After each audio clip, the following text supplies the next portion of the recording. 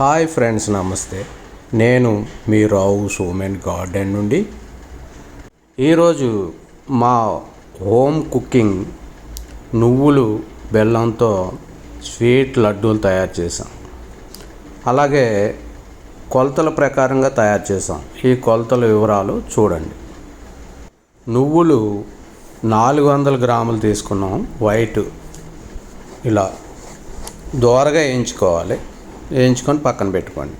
ఇప్పుడు బెల్లం 300 గ్రాములు తీసుకున్నాం. ఆర్గానిక్ బెల్లం, ఏ బెల్లం అయినా పర్వాలేదు.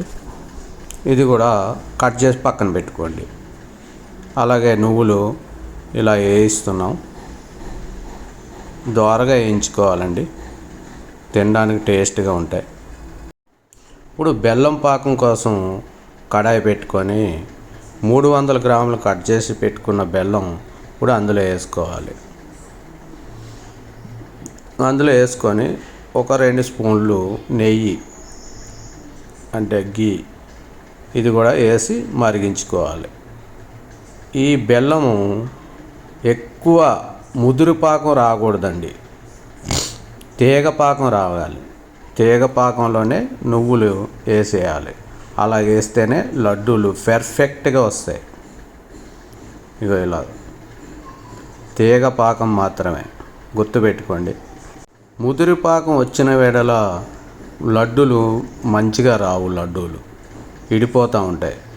ఇలా తీగ పాకంలో కలిపేసుకోవాలి. 2 నిమిషాలు అంటే అలాగే కొద్దిగా వేడి చల్లారిన తర్వాత లైట్గా గోరెచ్చగా అంటే వేడివేడిగానే చుట్టేసుకోవాలి. చుట్టేసుకుంటే మంచి పర్ఫెక్ట్గా లడ్డూలు వస్తాయండి. ఇది బాలింతలకి అలాగే బోన్స్ వీక్ ఉన్న వాళ్ళకి చాలా మంచిదండి. రోజుగా ఉదయం సాయంత్రం ఒక్కొక్క లడ్డు తింటే ఎంత ఎనర్జీ ఫుల్ బలమండి. ఈ లడ్డూలు చిన్నపిల్లలకి అంటే 4-5 సంవత్సరాల పిల్లల నుంచి ఎదిగే పిల్లలకి పెడితే బోన్స్ చాలా బలంగా ఉంటాయి. నిత్యం కాల్షియం ట్యాబ్లెట్లు వేసుకునే వాళ్ళకి ఈ లడ్డూలు ఎంతగానో ఉపయోగపడతాయి. ఉదయం ఒక లడ్డు, సాయంత్రం ఒక లడ్డు తింటే చాలా మంచిది.